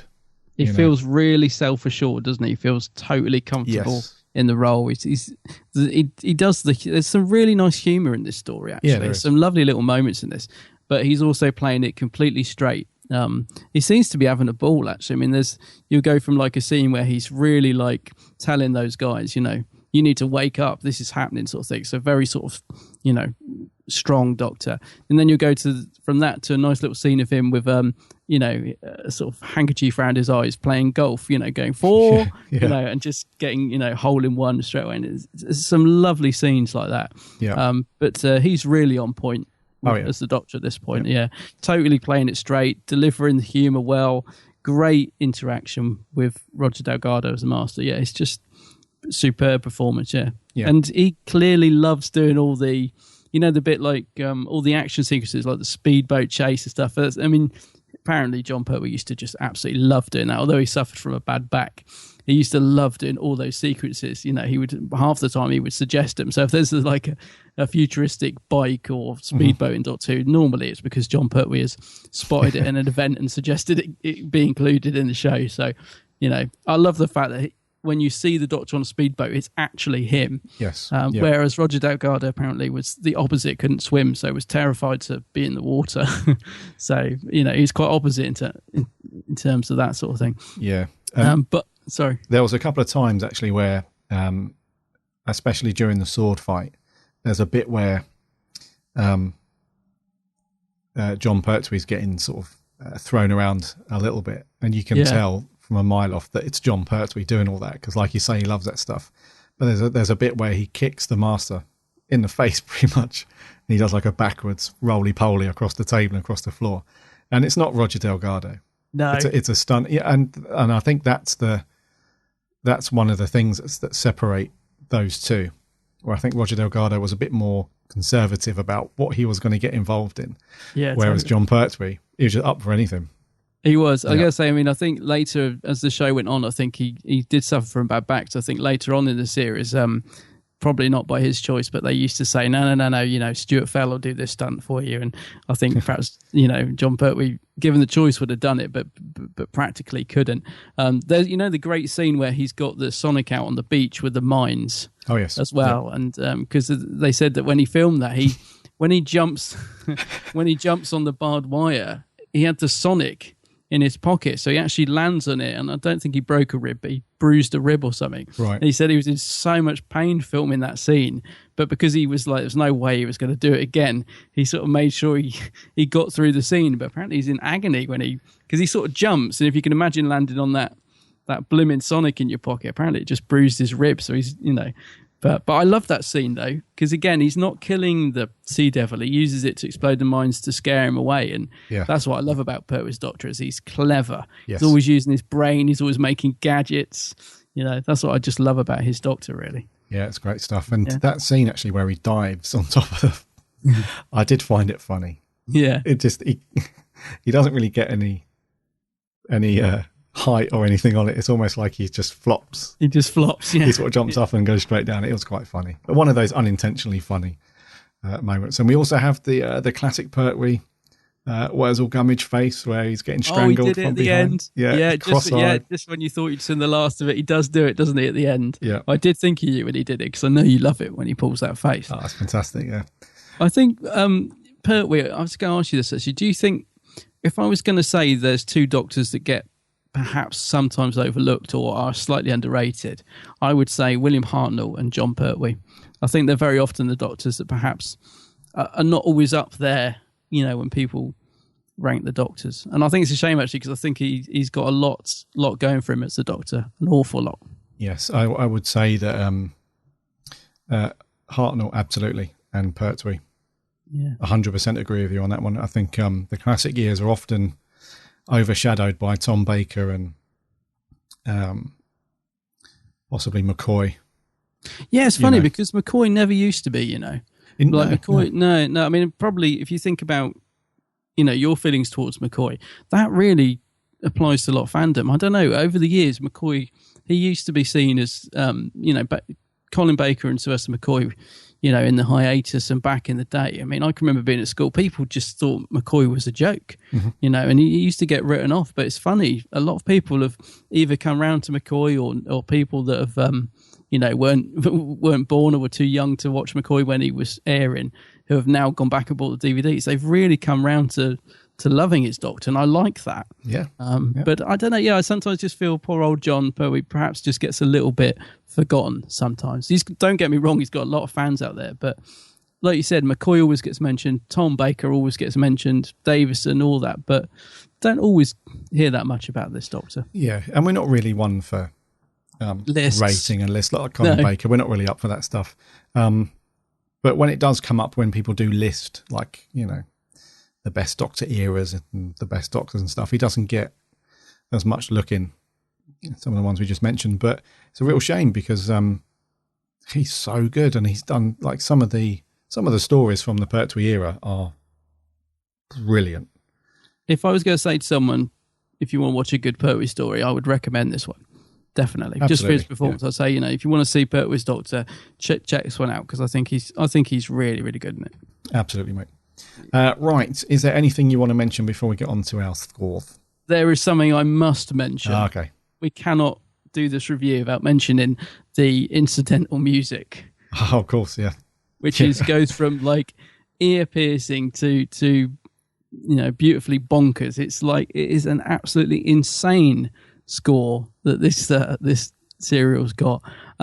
Do you know, it's funny because the first time I watched it, I just thought it was terrible. I was just like, oh, this music, and, it's like, because some of it sounds like a pneumatic drill sometimes. It does, yeah. But over time, I've actually really grown to love it. It's bonkers. It's half the time you can't tell what's sound effect and what's music. It's absolutely bonkers. Yeah, it's true. But I've grown to quite love it. Who did the music? It must be. Is it Malcolm Clark? No, it wasn't. Malcolm Clark. Yeah, I was. Sorry, yeah. Yeah, Malcolm Clark did the music. Very experimental at the time. Very. Yeah.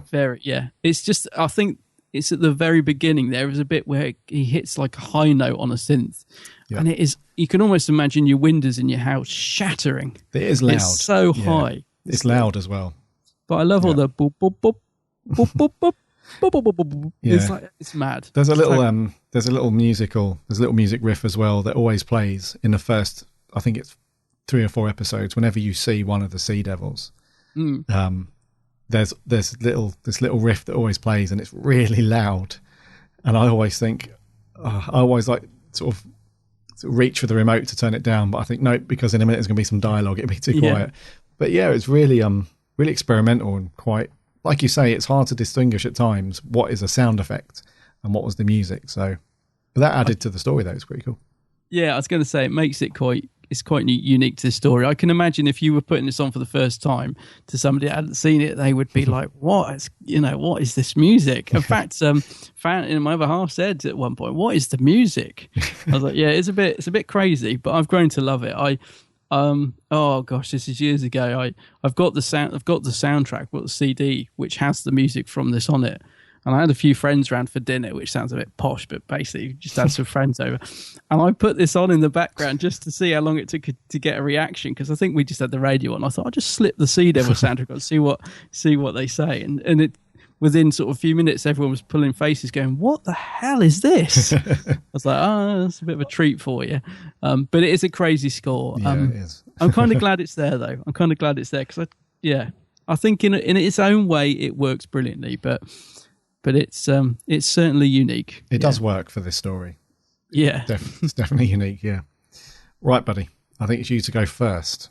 Okay, I'm going to give the Sea Devils a score of 8.5 out of 10. Really, really enjoyed it. Was tempted to go higher. I'm only really knocking points off because I think there is a little bit of padding in there, just a little bit. But great story, yeah. Very strong 8.5 from me. Oh, good stuff. I will go in with an 8. Go with an 8, okay. Yes. I thought it was a very, very good story.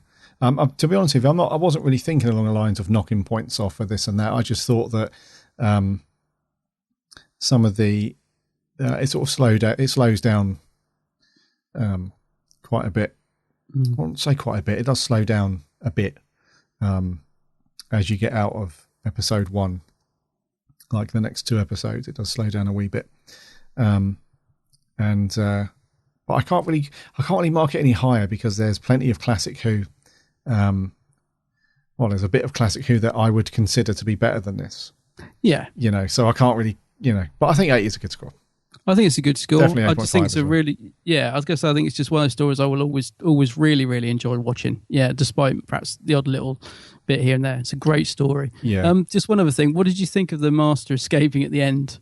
He's very quick off his feet, isn't he, to get that guy in a almost perfect replica mask, and escape in a hovercraft. But how funny is that?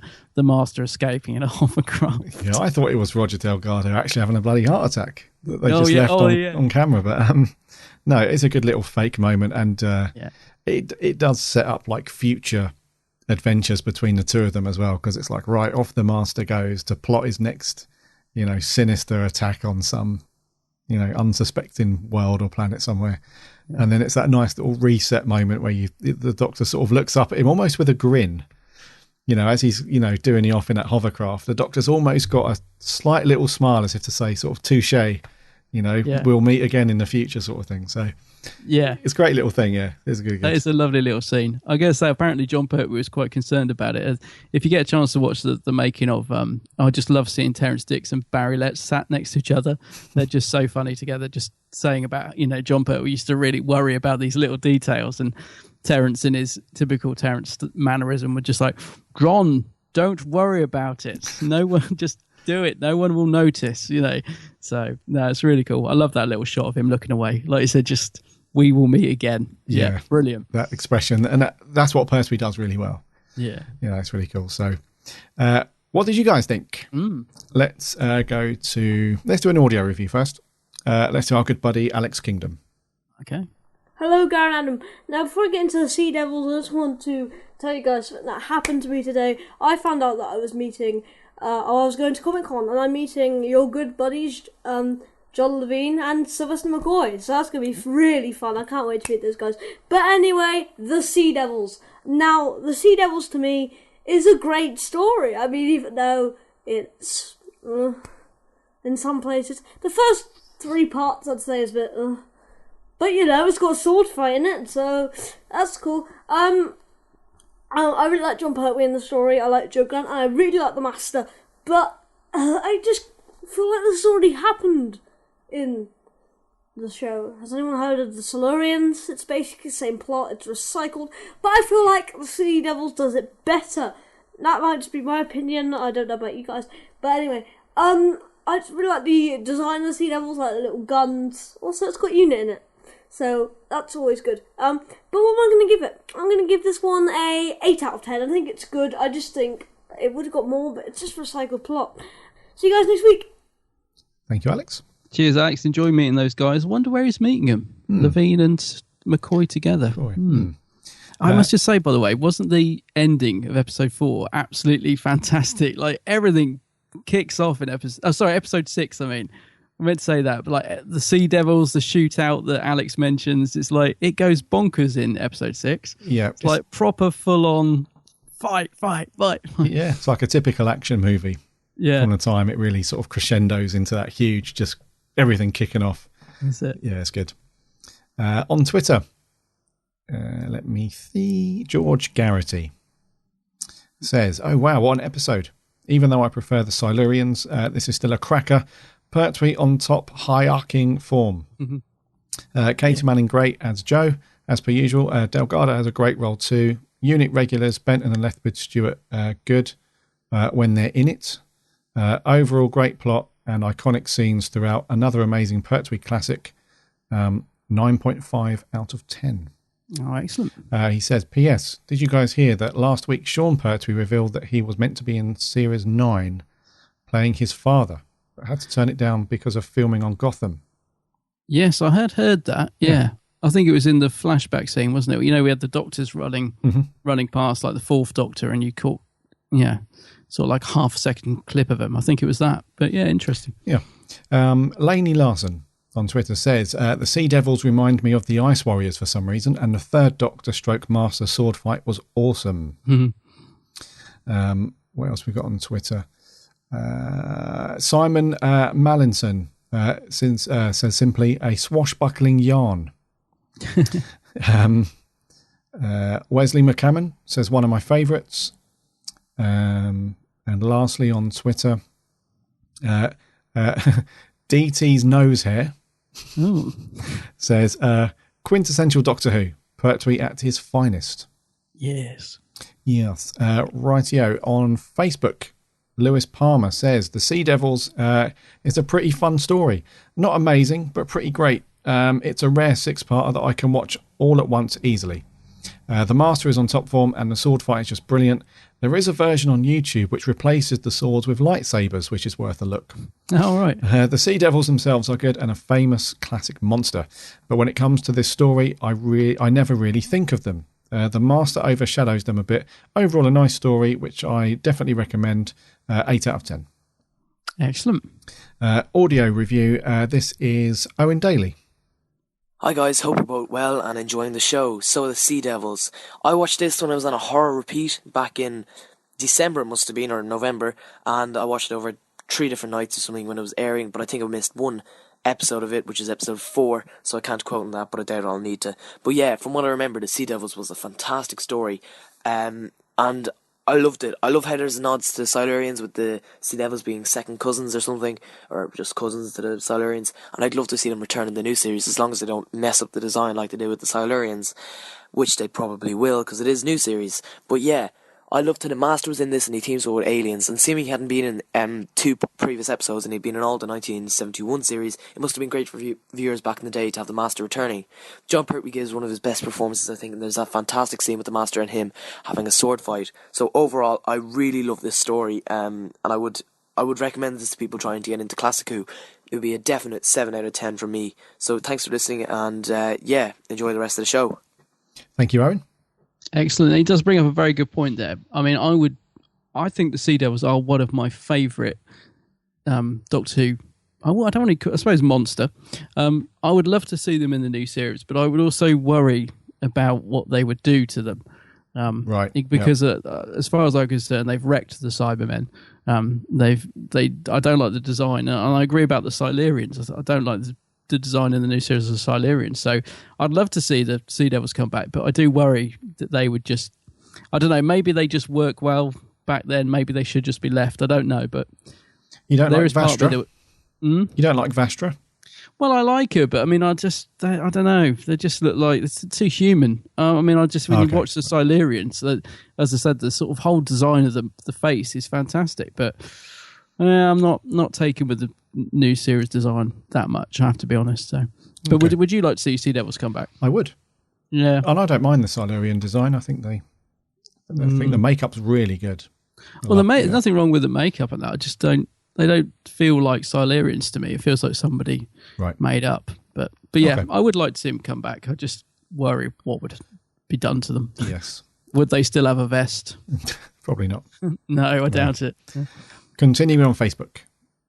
Sammy Satine, she gives us her short and sweet synopsis, which is, so the Master has been imprisoned by UNIT, gets visited by the Doctor and Jo, then makes his escape. He teams up with the Sea Devils because he thinks that's a great idea. I love this story as UNIT ruffles his I'm going to struggle with that word again. His hypnoticness, that's right. The Sea Devils, Jo, action, cliffhangers, everything. Roger Delgado as the Master is excellent as always. He is probably my favourite Master next to Missy. I love the Sea Devils. I have a couple of figures of Sea Devils and I reckon they are cute and fierce. You wouldn't want to mess with them, but I think there's something about the eyes that makes them endearing. I would love to see them come back. Jo is great and I love Katie Manning. Jon Pertwee is fabulous. The ruffles, the capes, the determination, he's just got it all. Seeing him in that orange diving suit is different. Oh, and Ruffles and his hypnoticness have a sword fight. Overall, I give it a 9 out of 10. Excellent. Yeah. Lastly, on Facebook, Danny Brown says, yes, when I heard you were reviewing this, I squealed with mild joy. One of my all-time favourites. Love the bonkers music and love the design of the Sea Devils. The only downside is the story is slightly too long, but I don't care. Pertwee and Delgado are excellent in their respective roles. It's brilliant. 9.5. Brilliant. I think it might be one of my favourites, you know. I really, really like this one. Yeah. Yeah. Anything over on the Geek's Handbag? Yeah. I had one on Twitter, actually, from Elliot Beasley. Elliot says, the Sea Devils is one of the most iconic Pertwee stories, who is also my favourite Doctor. Not only does it feature the amazing Roger Delgado as the Master, but it also introduces the Sea Devils, one of the best monsters in the show's history. There's the brilliant scene of them emerging from the sea, and I also like their connection to the Silurians. It's got all the typical action sequences of the Pertwee era and establishes the reverse the polarity of the neutron flow line too. I found the premise with the Royal Navy very interesting, and the soundtrack is quite quirky, if not odd. Overall, I'd love to see the Sea Devils to return to the new series, but only if they were kept the same, no redesigned, and the story was good enough. My final score would be 8.5 out of 10, simply because I haven't watched it recently, so it'd be unfair to give it any higher. Hope you have a good show. Thanks, Elliot. That's great. Oh, nice one. I did have, let's have a look on, I did have something on the Geeks Facebook page. Let's have a look. Just switch over. So Finn Walsh, he says, hey guys, Let's get straight at it. It's an okay story, nothing special whatsoever, but in my eyes is an easy watch, so I'll give it 6.10. No, 6 out of 10. So Finn's not blown away by it, but Okay. he thinks it's all right. And finally, Harry Westergaard says, I love this story. I think it tops Doctor Who and the Silurians, which was a good one to begin with. I loved Delgado in the story, probably one of my favourites with him. He has great chemistry with the Doctor, especially in the prison scenes. That sword fight is probably one of my favourite Pertwee moments. I also love Malcolm Clark's score, haunting and experimental. It fits the story well. Pertwee is also great, and as always, and the Sea Devils are fantastic monsters. Harry says, a classic and one of my favourites of the Pertwee year. Cheers for that, Harry. Nice one. So, yeah. So a lot of love overall- out there. Yeah, overall, very positive. Right, next week, buddy. What are we going to be reviewing then? Ninth Doctor story, The Long Game, featuring everybody's favourite companion, Adam. Yay! The Long Game. God, I can't remember the last time I watched it. I know I say that every week, but this one, I'm going to have to wipe the dust off because I haven't watched this one for a long time. Is there a reason for it? Find out next week. Oh, nice one, buddy. Right, thank you all very much for your thoughts and reviews on the Sea Devils. Some really good love for that one. Some great scores. So highly recommended if you've not watched any Pertwee stuff or if you want to get into the classic years. That's one of those ones to pick up. Yeah, And it's really made me want to go and watch the Silurians. Actually, if I get a chance, I'm gonna watch that this afternoon. It's not a bad shout. Right, we're going to wrap there for 96. Okay.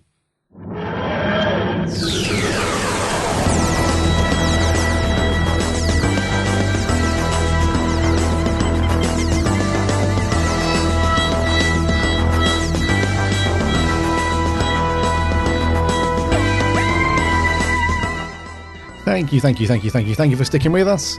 I thought it was going to be a relatively short show this week, but no. We always say that. We're like, oh, we haven't got much. It's going to be a short Yeah. show, and then we just waffle on forever, and it's not. The waffle, the waffle never ends. We're waffly versatile. The story might be ending, but the waffle. What's the thing from Tennant's era that the Ood says to the Doctor? I shall.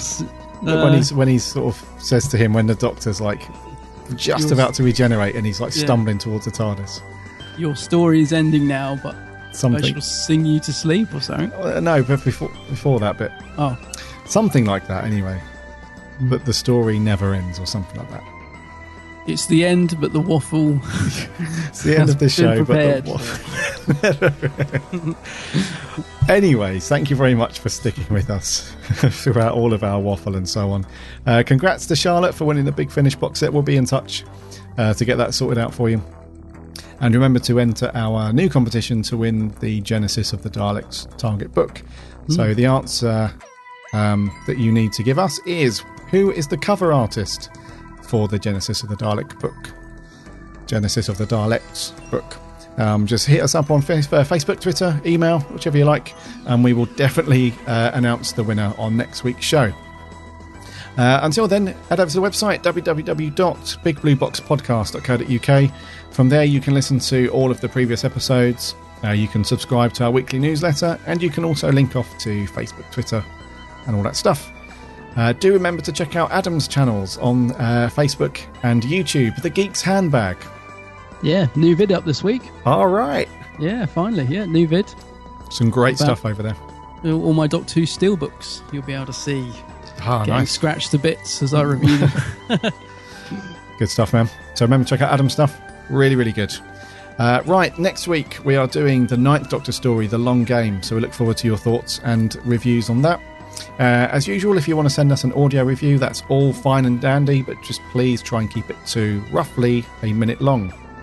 Until next week, my name's Gary. My name's Adam. And remember, Drashies!